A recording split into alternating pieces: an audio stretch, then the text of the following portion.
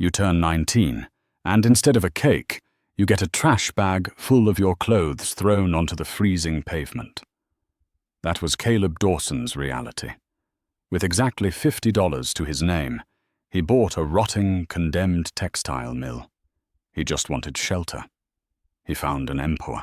The bitter November wind sweeping through Oakhaven, Maine, felt like shattered glass against Caleb Dawson's face. It was his 19th birthday, though there was no celebration to mark the milestone. Instead, there was only the deafening slam of a heavy oak front door, the click of a deadbolt, and the sight of his belongings scattered across the frost-covered driveway in thin, tearing garbage bags. His stepfather, Arthur Montgomery, stood in the bay window, his face flush with rage, pointing a thick, aggressive finger toward the street. Beside him, Caleb's mother, Sarah, stared firmly at the floor. That was the image that would burn into Caleb's memory forever. Not the screaming, not the sudden eviction, but his mother refusing to meet his eyes as he was cast out into the freezing New England winter. For 2 days, Caleb existed in a state of numb survival. Oakhaven was a dying industrial town, the kind of place where the factories had shuttered in the late 90s, leaving behind a husk of unemployment, opioid addiction, and boarded-up storefronts. Caleb bounced between a 24-hour laundromat, dodging the suspicious glares of its owner, Gary Henderson, and the heated vestibule of the local post office. His total net worth was a single, crumpled $50 bill and a handful of quarters. On the morning of the 3rd day, hypothermia was becoming a very real, lurking threat. Seeking warmth, Caleb wandered into the Oakhaven County Courthouse.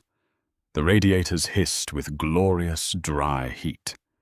He sat in the back of a large, echoing municipal hall, hoping to go unnoticed. Instead, he found himself sitting in on the county's annual tax default property auction. At the front of the room, an exhausted auctioneer named Theodore Jenkins was desperately trying to offload condemned, unlivable properties to a crowd of about 12 apathetic local contractors and penny-pinching landlords. "Next on the docket," Theodore announced, adjusting his reading glasses. "Parcel 402, the old Ashford Mill property on the Androscoggin River." A collective groan rippled through the folding chairs. Bradley Walsh, a wealthy local developer notorious for buying cheap land, actually laughed out loud. "You couldn't pay me to take that liability, Ted," Walsh called out. "The soil is probably toxic, and the roof is a stiff breeze away from crushing somebody." Theodore sighed. "It's a commercial industrial lot, 4 acres. Yes, the structure is condemned. The city requires the buyer to assume all liability. Opening bid is set at the delinquent filing fee.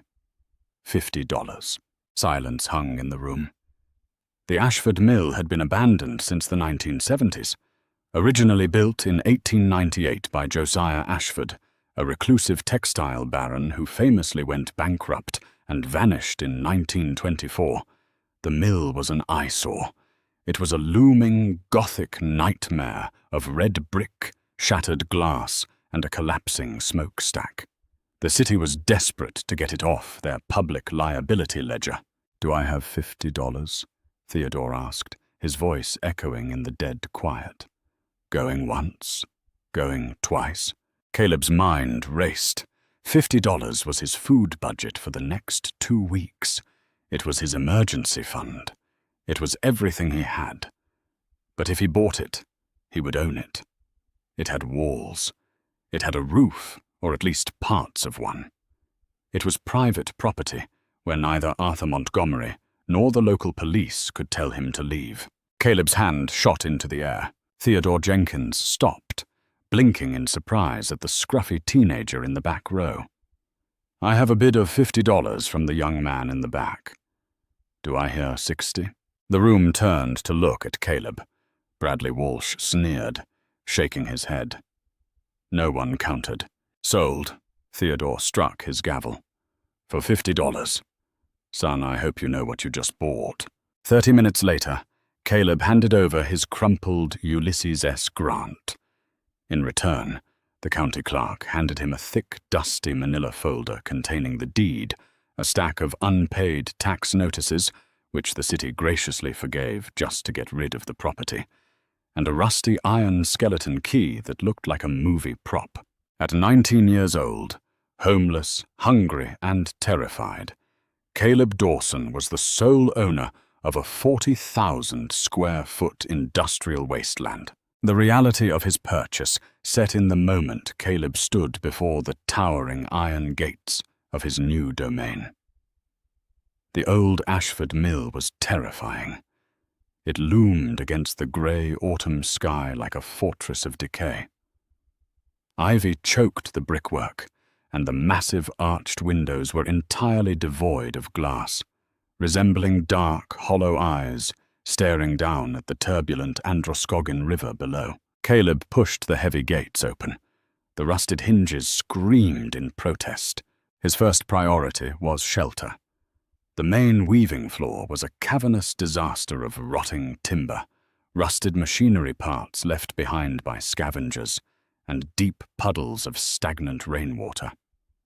The wind howled through the open space, making it colder inside than it was out on the street. After an hour of exploring the dangerous, creaking structure, Caleb found the old foreman's office on the ground floor. It was a small, brick-enclosed room nestled in the center of the building. Miraculously, the ceiling above it was intact, and a heavy wooden door still hung on its hinges. It was dry. It blocked the wind.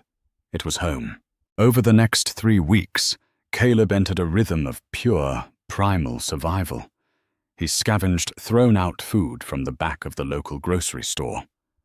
He dragged discarded wooden pallets and broken furniture back to the mill, using them to board up the window frames of the foreman's office. He built a makeshift hearth using loose bricks to safely contain small fires for warmth, channeling the smoke up an old ventilation shaft. But as December approached, the Maine winter bared its teeth. The temperature plummeted into the single digits. Caleb was freezing. He needed a massive supply of dry firewood, and he needed it immediately, or he wouldn't survive the impending blizzard forecasted for the weekend. Desperate, Caleb took a heavy, rusted crowbar he had found in a debris pile and began ripping up the floorboards in the far corner of the main weaving hall. The wood here was thick, old-growth pine, perfect for burning. He swung the crowbar down, wedging it beneath a thick plank. He pushed down with all his meager body weight. The wood splintered and groaned, finally snapping upward. Caleb reached down to pull the board free, expecting to see the packed earth foundation of the riverbank. Instead, his hands brushed against something freezing cold, something smooth. He stopped, his breath pluming in the freezing air. He grabbed a piece of debris and furiously brushed away generations of accumulated dust, rat droppings, and rotted wood fiber. It wasn't earth, it was metal, adrenaline fighting off his exhaustion. Caleb frantically tore up 3 more floorboards, ripping his hands on rusty nails in the process. He didn't care.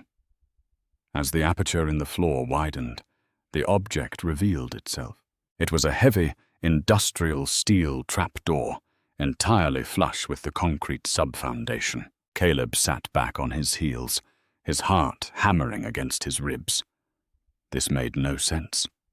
He had read the county blueprints when he bought the place. The Ashford Mill was built on a solid slab. There was no basement on the official records because the property was situated too close to the river.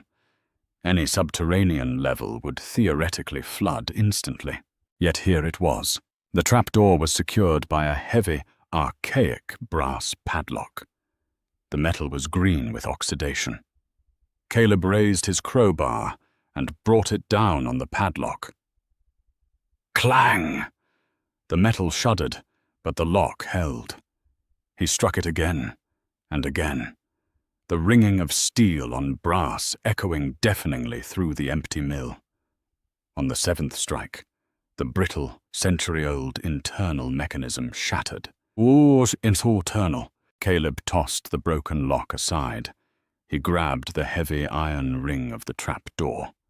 It was impossibly heavy, fighting him with decades of settled rust. Planting his feet on the edges of the hole, he strained with every ounce of muscle he had. With a sickening crack, the seal broke. Caleb hauled the heavy door upward, letting it slam backward onto the floor. He expected a rush of noxious gas, or the smell of stagnant, rotting river water. Instead, a wave of incredibly dry, remarkably cold air hit his face. It smelled like ancient paper, machine oil, and ozone. He pulled a cheap LED flashlight from his coat pocket, one of the few things he had brought from his old life. He clicked it on and pointed the pale white beam down into the abyss. A set of perfectly preserved, reinforced concrete stairs descended into the darkness. Taking a deep breath, Caleb gripped his crowbar like a weapon and began to descend. 10 steps, 20 steps. The air grew perfectly still. When he reached the bottom, his boots struck a smooth, epoxy-coated floor. He swept the flashlight beam from left to right. The space was massive, easily the footprint of the entire mill above. Thick concrete pillars supported the ceiling, but it wasn't an empty, forgotten cellar. The beam of light reflected off something in the center of the room. Caleb walked slowly forward, his jaw dropping. Arranged in perfect, symmetrical rows were dozens of heavy wooden shipping crates, each one stamped with faded black ink. Property of J. Ashford, 1923. But that wasn't what made Caleb stop breathing. Behind the crates, sitting beneath a massive dust-covered canvas tarp, was a shape that didn't belong in a 1920s textile mill. It was sleek, metallic, and modern. He reached out, his trembling fingers grabbing the edge of the heavy canvas. With a hard yank, he pulled the tarp to the floor. A cloud of dust exploded into the air, dancing in the beam of his flashlight. As the dust settled, Caleb stared at the object, realizing in a terrifying, exhilarating instant that his $50 purchase had just changed his life forever. The beam of Caleb's cheap flashlight trembled as it swept over the exposed metal. To a 19-year-old kid whose entire worldly possessions fit into a single plastic garbage bag, the object beneath the canvas tarp looked like a spaceship. It was a car, but not like anything Caleb had ever seen on the crumbling streets of Oakhaven. It was wildly aerodynamic, shaped like a teardrop, and bodied entirely in bare, hand-polished aluminum that gleamed with a dull, flawless luster even after nearly a century in the dark. It had fully enclosed wheels, a split windshield, and a sweeping, aggressive grille that looked as though it were moving at 100 miles an hour, while standing perfectly still. Caleb slowly stepped closer, wiping a thick layer of dust off a brass placard riveted to the custom dashboard. The engraved script was still perfectly legible. Coachwork by Figone et Falaschi, Paris. Commissioned for J. Ashford, 1937. Chassis, Bugatti Type 57S. Caleb wasn't a classic car expert, but even he knew the name Bugatti. He was looking at a bespoke, one-of-a-kind automotive masterpiece, a phantom vehicle built by legendary French coach builders, hidden away right before the outbreak of World War II. It was a car that history had completely forgotten, but the car was only the centerpiece of the cavernous room. Breathing heavily, Caleb turned his attention back to the massive rows of wooden crates stamped with Property of J. Ashford, 1923. He grabbed his crowbar, wedged it under the heavy wooden lid of the nearest crate, and pried. The century-old nails shrieked as they gave way. Inside, packed tightly in dry, yellowed straw, were dozens of heavy glass bottles. Caleb pulled one out and wiped the grime from the label. The thick, wax-sealed top was still perfectly intact. The ornate, faded paper label read, Old Taylor, Kentucky, Straight Bourbon Whiskey. Bottled in bond, 1916. Josiah Ashford hadn't just been a textile baron. He had been a visionary paranoid, anticipating the hammer of prohibition and later the economic collapse of the Great Depression. Ashford had liquidated a massive portion of his empire and converted it into hard, untraceable assets, hiding them in a waterproof, climate-controlled bunker beneath the very mill everyone thought was failing. Caleb opened a second crate, then a third. The third crate didn't contain whiskey. It was incredibly heavy, refusing to shift even an inch when Caleb leaned against it. He pried the lid off to find layers of heavy, waxed canvas. Tearing the canvas back, the beam of his flashlight caught the dull, unmistakable gleam of precious metal. Silver, rows upon rows of solid, poured silver ingots, each stamped with the assay mark of a private New York foundry from 1928. Caleb's legs gave out. He sat hard on the freezing concrete floor, surrounded by a fortune so vast it defied comprehension. A hysterical, breathless laugh escaped his lips. 3 weeks ago, his stepfather had kicked him out into the snow for eating too much of the groceries.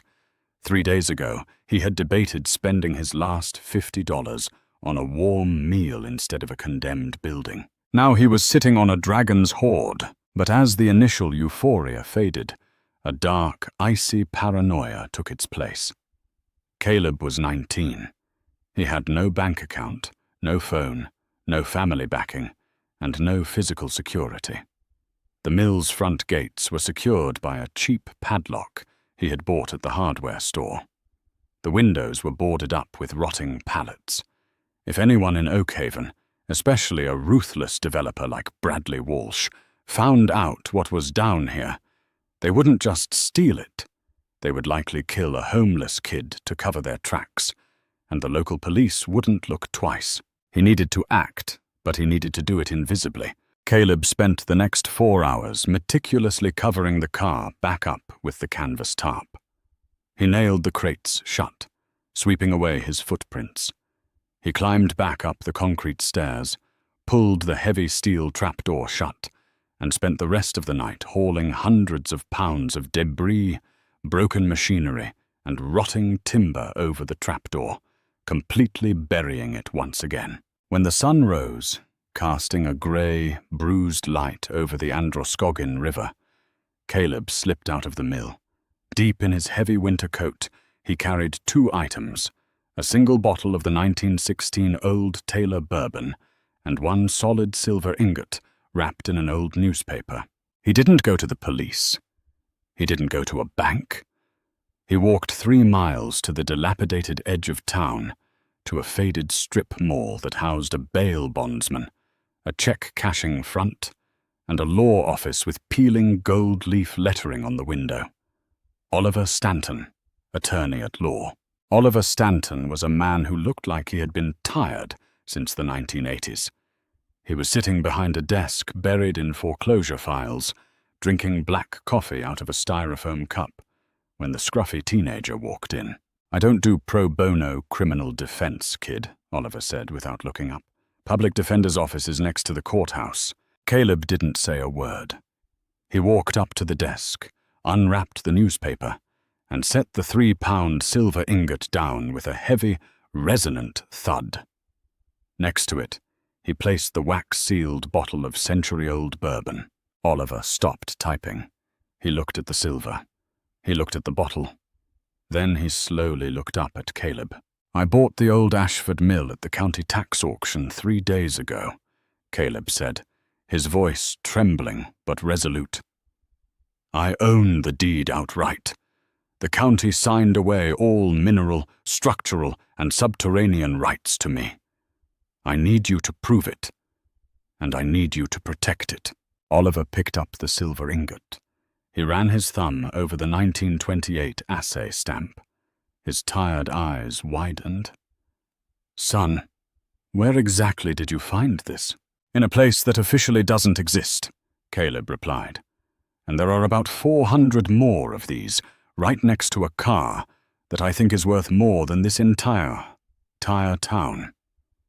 I will pay you 10% of everything if you help me lock this down legally before anyone finds out." Oliver Stanton slowly stood up, walked to the front door of his office, flipped the open sign to closed, and locked the deadbolt. "Sit down, Mr. Dawson," Oliver said, suddenly looking 20 years younger. "Let's talk about corporate structures." The legal maneuvering took exactly 5 days, during which Caleb lived in a state of hyper-vigilant terror. Oliver Stanton was a revelation. Beneath his tired, small-town exterior was a razor-sharp legal mind that had simply lacked a worthy battlefield. Stanton immediately formed an anonymous limited liability company, Oakhaven Holdings, LLC, and legally transferred the deed of the Ashford Mill from Caleb's personal name into the corporate entity, shielding Caleb from immediate public scrutiny. He then filed a preemptive, quiet title action with the state Supreme Court, a complex legal maneuver that forced any and all historical claimants to the Ashford estate to come forward within 48 hours or forfeit their rights forever. Because Josiah Ashford had died without heirs, and the county had legally seized and sold the property free and clear of all liens, the title was ironclad. But secrets in a small town are like water in a sinking ship. They always find a way to leak. It started with Bradley Walsh. The arrogant developer had been furious since the auction. He had planned to let the mill sit on the county ledgers until the city was desperate enough to pay him to demolish it, effectively giving him prime riverfront real estate for a negative cost. When Caleb bought it, Walsh assumed the kid would freeze to death or abandon it within a week. But when Walsh's connections at the county courthouse tipped him off that Oliver Stanton was filing high-level corporate protections for the Ashford property, Walsh's greed alarms went off. On a freezing Tuesday afternoon, Caleb was inside the foreman's office, boiling snow over his makeshift brick hearth, when he heard the sickening sound of a heavy diesel engine idling outside. He peered through a crack in the boarded-up window. Bradley Walsh's black Ford Raptor was parked directly in front of the rusted gates. Walsh, flanked by 2 massive men in Carhartt jackets, who looked less like contractors and more like hired muscle, was staring at the mill. Before Caleb could react, the 2 men retrieved a heavy pair of bolt cutters and snapped the padlock on the main gates. Caleb's heart hammered against his ribs. He grabbed his rusted crowbar and stepped out of the foreman's office, confronting the 3 men on the main weaving floor. "You're trespassing!" Caleb shouted, his voice echoing off the brick walls. "This is private property." Bradley Walsh smirked, his breath pluming in the cold air. He looked around the decaying ruin with utter disdain. "Cute, kid. You're playing house in a toxic waste dump. I'm doing you a favor." Walsh reached into his heavy wool coat and pulled out a checkbook. "I know Stanton is filing some fancy paperwork for you. I don't know what you think you found in this shithole. Copper wire, old pipes, I don't care. I want the land." Walsh scribbled on a check and ripped it out. $10,000. That's 200 times what you paid for it. Take the money, get a hot meal, and get out of my town before you have an accident in a structurally unsound building. The 2 large men stepped forward, cracking their knuckles, effectively blocking Caleb's path to the exit. Caleb looked at the check fluttering in Walsh's hand. $10,000. A month ago, he would have wept for that kind of money. Now it was an insult. He thought of his mother looking away as he was thrown into the street. He thought of the freezing nights. He gripped his crowbar tighter. "The price is $50 million, Walsh," Caleb said, his voice dropping into a deadly calm. "And even then, I wouldn't sell it to you. Get out." Walsh's face turned crimson. "You little punk! Toss him," he barked at his men, "and tear up the floorboards. Let's see what he's hiding." The men lunged, but before they could cross the floor, the wail of a siren pierced the air. Red and blue lights flooded the massive arched windows of the mill. The heavy rusted doors at the back of the hall slammed open. Oliver Stanton marched in, looking like an avenging angel in a cheap trench coat. Behind him were 4 heavily armed Maine State Police troopers, not the local Oakhaven cops Walsh usually bought off. "Bradley Walsh," Stanton barked, waving a thick stack of legal documents. "You are in violation of a state Supreme Court injunction protecting a historical preservation site.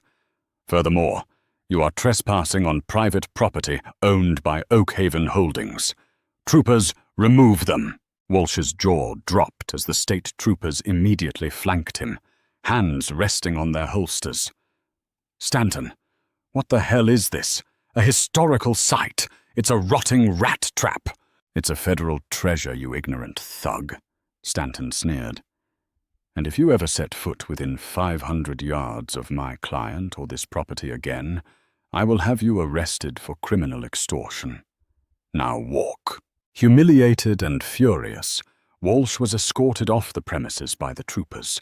The heavy iron gates were secured with a massive state-issued logging chain. Once the dust settled, Stanton turned to Caleb, letting out a massive breath. "Well, kid, we did it. The property is legally secured. The title is clear. Now it's time to make a phone call." 2 weeks later, the old Ashford Mill was surrounded by floodlights, armored transport trucks, and heavily armed private security. Inside the cleared-out main hall, a team of elite appraisers and historians from R.M. Sotheby's stood in absolute, stunned silence. At the center of the room, fully illuminated by portable studio lights, sat the 1937 Bugatti Type 57 S. Figoni et Falaschi Teardrop Coupe. Gregory Pierce, the head of Sotheby's classic automotive division, was literally weeping.